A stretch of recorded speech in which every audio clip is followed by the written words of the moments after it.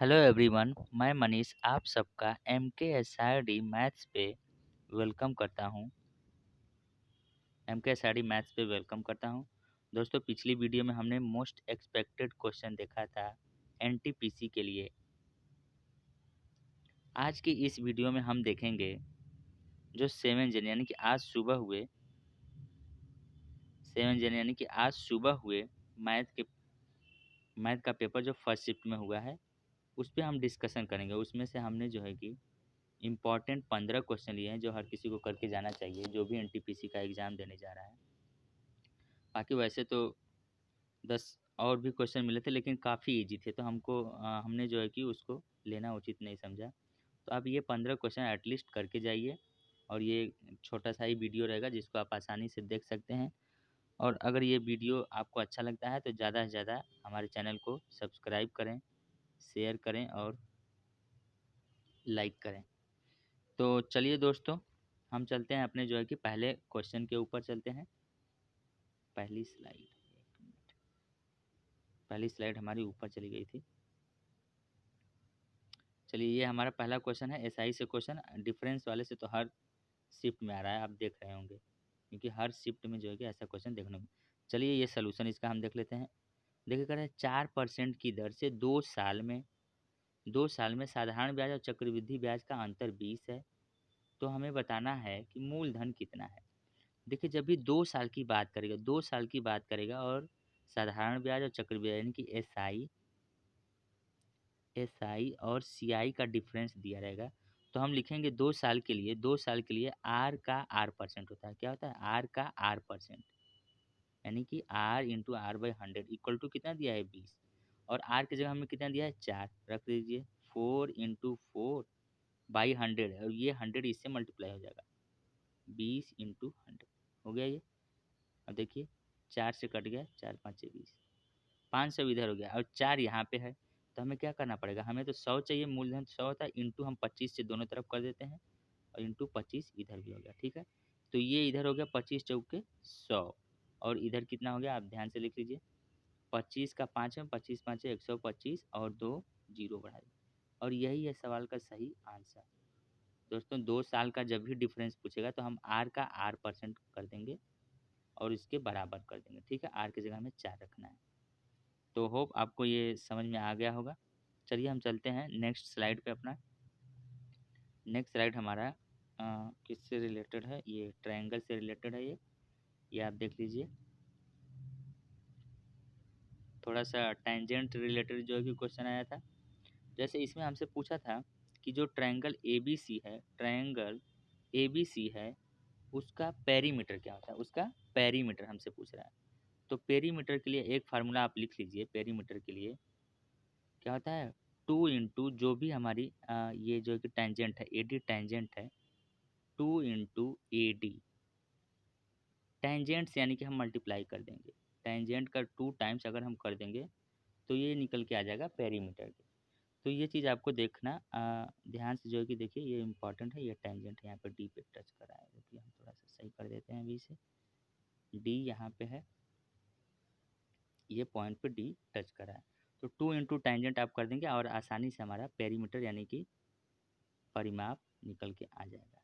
ठीक है, चलिए हम चलते हैं अपने नेक्स्ट स्लाइड के ऊपर। चौथा क्वेश्चन हमारा है।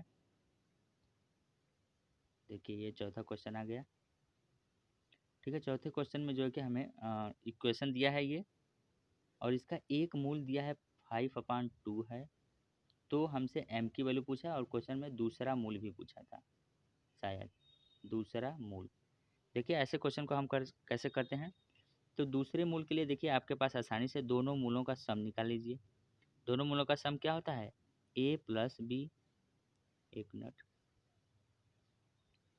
दोनों मूलों के सम के लिए एक फार्मूला आप लिख लीजिए, a प्लस बी, यानी कि दोनों मूलों का अगर सम हमें निकालना है तो क्या होता है यहाँ पे? एक मिनट, इसको इरेज कर देते हैं क्योंकि ये इक्वेशन से मैच कर रहा है। दोनों मूलों का सम इक्वल टू होता है माइनस बी बाई ए, क्योंकि इसका कंपेरिजन हम किससे कर रहे हैं? AX² plus BX plus C equal to 0 से कर रहे हैं। तो minus B by A, minus minus पहले से, बी कितना है? -8 अपान ए कितना है 2 है, यानी कि सम कितना है 4 है। तो क्या उसमें से हम ये कह सकते हैं 5/2 और प्लस दूसरा मूल तो हमें नहीं पता है, चलिए बी मान लेते हैं दूसरे मूल को, इक्वल टू 4 होगा। क्या यहाँ से हम बी इक्वल टू बता सकते हैं 4 माइनस 5/2 इक्वल टू 3/5, एलसीएम ले लेंगे, ये आ गया। तो ये हो गया हमारा दूसरा मूल। और एम की वैल्यू कैसे निकालते हैं? एम की वैल्यू की सीधा के लिए सीधा सा हम जो है कि उपाय लगाएंगे। देखिए एम की वैल्यू हम इसे इरेज करके बता देते हैं, इरेज कर दिया हमने। अब एम की वैल्यू देखिए कैसे निकालेंगे। 5/2 हम क्या करेंगे इस इक्वेशन में रख देंगे, केवल सिंपल ऐसा है, यानी कि 5/2 का square minus 8 5/2 minus M equal to 0। अब इसको आप सॉल्व कर लीजिए, एम की वैल्यू जो भी आएगी वही हो जाएगा हमारा आंसर। ठीक है, तो हमें जो है कि दूसरा मूल निकालने के लिए वो छोटा सा आप फार्मूला यूज कर लीजिएगा। चलिए हम चलते हैं नेक्स्ट स्लाइड के ऊपर। 5वीं स्लाइड हमारी है ये, एक मिनट, ओहो,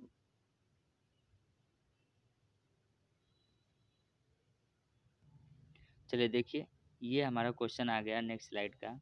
12,000 रुपया है, 5 वर्ष में 2 गुना हो जाता है, तो 15 वर्ष में कितना होगा? 5 वर्ष में देखिए 2 गुना हो जाता है, यानी कि 5 वर्ष में 2 गुना, यानी कि अगर रुपया अगर 1 है हमारा, तो 5 साल बाद, यानी कि 5 साल बाद देखिए 2 गुना होने का मतलब 2 हो गया। ठीक है, और हमें जाना कितने साल तक है? 15 साल तक है। फिर 5 साल और चलेंगे हम अगर, तो 2 से कितना हो जाएगा? ये 4 हो जाएगा। और फिर 5 साल और अगर हम चलेंगे तो कितना हो जाएगा? 8 हो जाएगा। यानी 1 से कितना हो जा रहा है? 8 हो जा रहा है। 1 की वैल्यू तो ये है 12,000, तो 8 की वैल्यू कितनी हो जाएगी? 12 से गुणा कर लीजिए, 96,000। और यही है सवाल का सही आंसर। तो इस तरह का जो है कि क्वेश्चन देखने को मिला था, आसान है, आप देख लीजिएगा इसको भी एक बार। चलिए हम चलते हैं छठे नंबर पे। छठा स्लाइड हमारा है, छठा स्लाइड हमारा हाइट एंड डिस्टेंस है, हाइट एंड डिस्टेंस। देख लीजिए इसे, इम्पोर्टेंट है ये भी, क्योंकि इससे हर एक शिफ्ट में हाइट एंड डिस्टेंस से क्वेश्चन तो आ ही रहे हैं। 60 मीटर ऊंची एक इमारत का एक टावर से उन्नयन कोण 30 व 60 है। शीर्ष और आधार से टावर की ऊंचाई, अच्छा शीर्ष और आधार से जो है कि एंगल है 30 और 60, तो टावर की ऊंचाई हमसे पूछ रहा है। ठीक है, चलिए हम देखते हैं। 60 मीटर ऊंची पहले तो एक इमारत हम बना लेते हैं, ये बन गई 60 मीटर ऊंची इमारत। ठीक है, अब एक टावर है हमारा, क्योंकि छोटा ही होगा तभी 30 डिग्री का बनाएगा एक बार, और एक बार 60 डिग्री का बनाएगा। ये एंगल है 30 डिग्री का और ये एंगल है 60 डिग्री का। तो हमसे ये टावर की ऊंचाई पूछ रहा है। ठीक है, देखिए हमने जो है कि उस दिन वीडियो में बताया था कि जब भी एंगल 60 बनता है तो ये √3 होता है, एक होता है और ये 2 होता है। और जब 30 बनता है, एक होता है ये √3 बेस होता है और ये 2 होता है। तो आप ध्यान से देखेंगे यहाँ पे ये 60 बन रहा है और ये 60 है। क्या 60 √3 के इक्वल होगा? अगर √3 की वैल्यू यहाँ पे ध्यान से देखिए, √3 की वैल्यू अगर 60 है, 60, एक की वैल्यू कितनी होगी? 20 √3 होगी। आपको इसको थोड़ा सा ब्रेक करना होगा, 20 इंटू 3 में होता है √3 एक की वैल्यू अगर 20 √3 है, ये तो एक के बराबर ही है, ये हो गया 20 √3। ठीक है, चलिए अब दूसरा कलर हम यूज कर लेते हैं, नीला वाला। तो क्या ये एक के बराबर है? ये लाइन ये भी हो गई 20 √3, और ये 30 का बना है। 30 में तो क्या होता है? एक होता है ये, एक मिनट थोड़ा सी, एक के बराबर ये है इतना दूर तक, और ये है √3 के। तो दूसरे वाले केस में √3 की वैल्यू अगर 20 √3 है, क्या आप देख सकते हैं कि एक की वैल्यू तो 20 आ गई। जब एक की वैल्यू 20 आ गई, यहाँ तक 20 है, क्या आप बता सकते हैं ये वाली जो वैल्यू है यहाँ तक वाली, 60 में से 20 घटा देंगे तो कितनी आ जाएगी? 40 आ जाएगी। तो ये रेशियो से आप कर लीजिए, बहुत ही आसानी से हो जाएगा। बस सिंपली हमें 60 और 30 यानी कि ये प्रॉपर्टी दोनों यूज करनी है।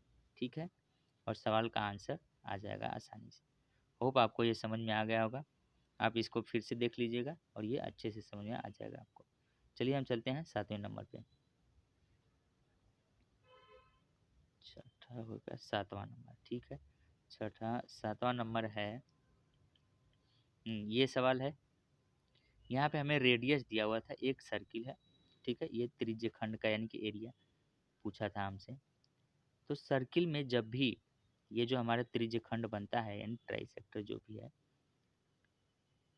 एंगल बना है, इसका एरिया का फार्मूला आप लिख लीजिएगा, पाई आर स्क्वायर होता है इंटू थीटा लिखते हैं, और फिर डिवाइडेड बाई कितना होता है 360, और थीटा जितने डिग्री का बना दे तो पाई की वैल्यू कितना है 22/7, इंटू आर की वैल्यू कितनी है 21 है। यहाँ पे सवाल में दिया है रेडियस, ये है radius R equal to, theta की जगह अगर हम 40 रख दें, 40/360 1/9 होता है।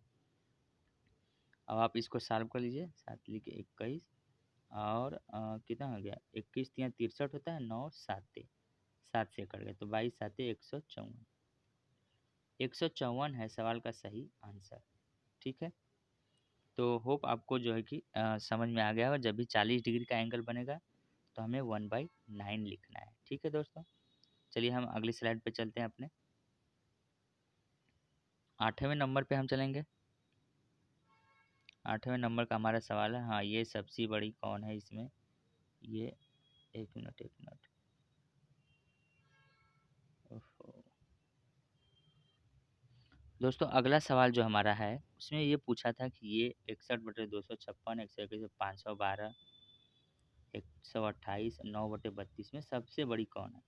देखिए इसके लिए आपके पास एक सिंपल सा तरीका, हम बस केवल जो बेस दिया यानी कि हर जो दिया है हमारा डिनोमिनेटर उसको हम इक्वल करेंगे। देखिए कैसे करते हैं, 21/256, इसमें सबसे पहले हम बड़ा नंबर देख लेंगे, 512 है, 512 के ही इक्वल करेंगे, यानी कि 2 से हमें ऊपर नीचे गुणा करना पड़ेगा। कितना है, 1 2 2 6 दूनी के 12, ये आ गया 512। ठीक है, 121 है दूसरा, 121/512, इसको तो हम वैसे का ऐसे ही छोड़ देंगे। ठीक है, 31/128 है। देखिए 512 करने के लिए हमें क्या करना पड़ेगा, 4 से मल्टीप्लाई करना पड़ेगा, 4 से मल्टीप्लाई कर लीजिए, 4 4 3 12, और ये आ गया 512, और 9/32 है, इसको भी आप देख लीजिए कितने से मल्टीप्लाई करना पड़ेगा, ऐसा कि 16 16 दूनी 32, और 16 से कर लीजिए, 16 स्लिप कर जा रहा है, 1 मिनट, 16 हो गया, 16 9 144, और बटे 512। तो अब इसके बाद हमें क्या चेक करना होता है, जब भी डिनोमिनेटर हम सेम करिए सबका, 1 ये 2 ये 3 और ये 4, तो उसके बाद हम केवल चेक करेंगे न्यूमरेटर, जो बड़ा रहेगा वह हमारी फ्रैक्शन सबसे बड़ी हो जाएगी। देखिए यहाँ पे 122 है, 121 है, 124 है, लेकिन ये वाला 144 है। इसका मतलब है कि 9/32 क्या है, सबसे बड़ी है। क्लियर, बस आपको केवल डिनोमिनेटर सेम करना है। ऐसे क्वेश्चंस आ रहे हैं, आप देख लीजिएगा। ठीक है, चलिए हम अगली स्लाइड पे चलते हैं। अगला स्लाइड हमारा है 9वां क्वेश्चन।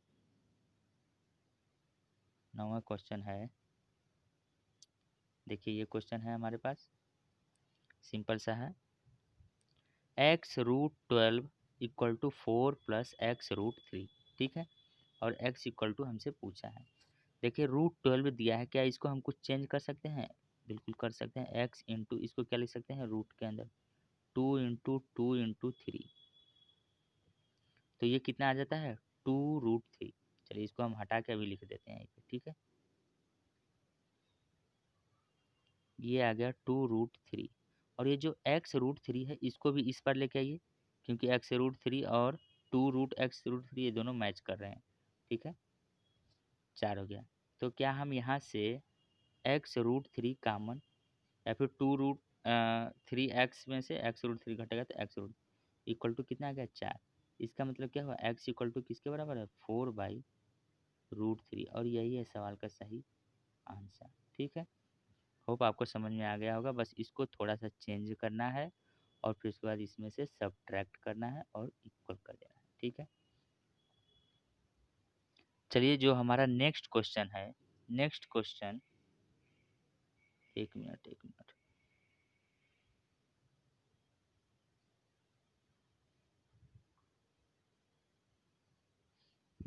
जो नेक्स्ट क्वेश्चन हमारा है, सोल्यूशन लिख लेते हैं, √3 tan 2 θ - 3 इक्वल टू क्या है 0 है।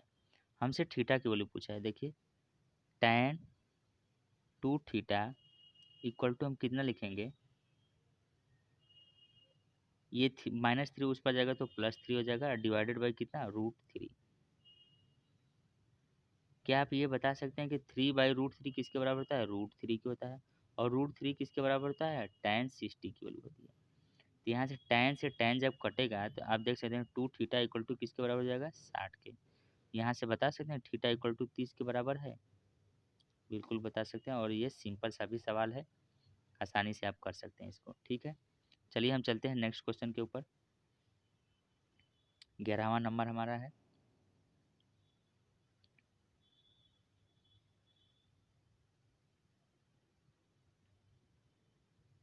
देखिए ये हमारा 11 नंबर का क्वेश्चन है, और इसमें कुछ क्या है, एज रिलेटेड या फिर इक्वेशन से संबंधित है। श्वेता और अर्चना की आयु का गुणनफल 120 है, 120 है। अर्चना की आयु का 3 गुना श्वेता की आयु से 2 वर्ष है। ठीक है, अगर हम मान लीजिए श्वेता की आयु x है, क्या हो गया यार, पेन क्यों नहीं चला, श्वेता की आयु अगर x है और अर्चना का हमने a मान लिया, ठीक है, श्वेता का x है, इक्वल टू किसके बराबर है, पहले तो मल्टीपल है यानी कि 120, एक इक्वेशन हो गया ये। और दूसरा है, दूसरा इक्वेशन में कह रहा है कि अर्चना की आयु का 3 गुना, अर्चना देखिए कौन सी है, a, अर्चना की आयु का 3 गुना स्वाति की आयु से 2 वर्ष कम, स्वाति की आयु x है, x-3 है, इक्वल टू किसके बराबर है, 2। ठीक है, ये नंबर बन गया 2 इक्वेशन। ठीक है, अब आपको निकालना किसका है, स्वाति की आयु निकालनी, यानी कि x की हमें वैल्यू चाहिए, a को आपको रिप्लेस करना पड़ेगा, यानी कि x-3 इंटू a कितना है 120/x इक्वल टू किसके बराबर होगा, 2। अब आप क्या करेंगे, इसको इक्वेशन बनेगा, यानी कि x², एक मिनट,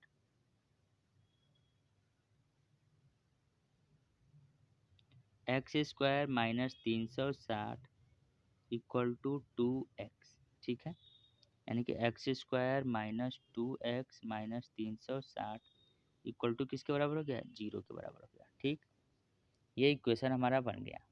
अब आपको क्या करना है, यहाँ पे फैक्टर करना होगा, 2x का फैक्टर करेंगे, आप देख रहे हैं कि 20 और 18 हो रहा है, 20 और 18 यहाँ पे फैक्टर हो रहा है, तो आप फैक्टर करके और यहाँ पे आसानी से एक x की वैल्यू हमें चाहिए ना, तो x की वैल्यू आप अगर 20 करेंगे तो हमको लग रहा है कि 20 आ जाएगा यहाँ से।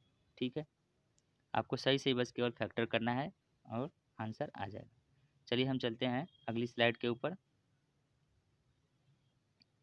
अगला क्वेश्चन हमारा है 11 अर्चना तक हो गया ना, 12 नंबर की स्लाइड है ये, 12 नंबर की स्लाइड में, हाँ ये देखिए परसेंटेज से क्वेश्चन पूछा गया है, परसेंटेज से तो हर एक शिफ्ट में आना चाहिए। ठीक है, क्वेश्चन हमारे पास है, एक परीक्षार्थी 65% अंक प्राप्त करता है और 20 अंक से फेल हो गया, दूसरा 60%, क्वेश्चन में 80% था, और 5% अधिक पा जाता है, यानी कि पास मार्क्स से वो 5% अधिक पा जाता है, तो टोटल कितना मार्क्स है। ठीक है, देखिए जब भी दो विद्यार्थी फेल और पास होते हैं तो उसके लिए हम क्या करते हैं कि दोनों को पास कराते हैं, क्या करते हैं, दोनों को पास कराओ केवल, बस ऐसा इक्वेशन बनता है। जैसे 65% अंक प्राप्त करता है लेकिन 20 अंक से फेल हो जाता है, इसका मतलब 20 नंबर और मिल जाते तो पास हो जाता है। दूसरा क्या करा, 80% प्राप्त करता है, 5% अधिक हो जाता है, यानी कि -5% कर देते हैं, और ये तो हो गया 75%। आप देखेंगे 65% यहाँ पे, 75% यहाँ पे, ये उस पर जाएगा तो 10% होगा, यानी कि 10% की वैल्यू किसके बराबर है, 20 के बराबर है, तो 100% की वैल्यू किसके बराबर हो जाएगी, 200 के बराबर हो जाएगी, और ये सवाल का सही आंसर। ठीक है, होप आपको ये समझ में आ गया होगा। चलिए दोस्तों, आज की क्लास का हम जो है कि लास्ट क्वेश्चन देखेंगे। ठीक है, हमारे पास ये क्वेश्चन है 2 पावर 71, 2 पावर 72, 2 पावर 73, 2 पावर 70 किससे विभाज्य, ऐसे क्वेश्चंस भी आ रहे हैं, इसलिए हमने एक ले लिया है अपने से। ठीक है, तो इसमें हम क्या करते हैं, जो भी सबसे मिनिमम पावर होती है उसको तो पहले कॉमन ले लेंगे, 2 पावर यानी कि 71 कॉमन है सबसे, 2 पावर 71, यहाँ पे कितना बचेगा, एक बचेगा, 72 में से 71 गए थे, दो एक पावर बचा, यानी 2 पावर 1 यानी कि 2, प्लस 73 में से 71 जाएगा तो 2 बचेगा, यानी कि 2 पावर 2 यानी कि 4, प्लस यहाँ से जाएगा तो 3 यानी कि 2 पावर 3 यानी कि 8। अब आप देख लीजिए 2 पावर 71 और इसको जोड़िए 8 4 12 12 2 14, 8 4 12 2 14, 14 1 15, यानी कि 15 क्रॉस जो भी आ गया, ठीक है। यानी कि 5 और 3 भी यहाँ पे बन रहा है और ये 2 भी बन रहा है। तो ऑप्शन के अकॉर्डिंग आप चले जाएंगे। अगर 5 दिया है ऑप्शन में तो 5 मार दीजिएगा, नहीं तो अगर 15 दिया है तो 15 मार दीजिएगा, ठीक है। कोई एक दिया रहेगा, आपको उसे क्लिक कर देना है, ठीक है। चलिए हम नेक्स्ट स्लाइड पे चलते हैं। बस आज के लिए हम इतना ही देखेंगे दोस्तों। अगर आपको ये वीडियो अच्छा लगता है तो आप इसे जो है कि ज़्यादा से ज़्यादा शेयर करें, लाइक करें, सब्सक्राइब करें और आप हमें कमेंट करके ज़रूर बताएं कि ये वीडियो आपको कैसा लगा, जिससे हम जो है कि अगले वीडियो पे आपके अनुसार जो है कि टॉपिक चुनें या फिर एनालिसिस चाहे जो भी आपके अकॉर्डिंग अगला वीडियो हम जो है कि बनाएं। ठीक है दोस्तों, आप जो भी टॉपिक पढ़ना चाहते हैं, स्पेशली जो भी टॉपिक आप पढ़ना चाहते हैं, रिवीजन करना चाहते हैं, जिस किसी का भी एनटीपीसी के एग्ज़ाम के लिए, आप वो टॉपिक भी हमें बता दीजिए। मैं उस टॉपिक का जो है कि वीडियो बना दूंगा। और क्या, ज़्यादा से ज़्यादा जो है कि लाइक शेयर और सब्सक्राइब करिए हमारे चैनल को, MKSRD मैथ्स को। ठीक है दोस्तों, तो चलिए आज के लिए इतना ही करते हैं हम। Thank you so much guys, thank you, thank you, thank you. चलिए बाय।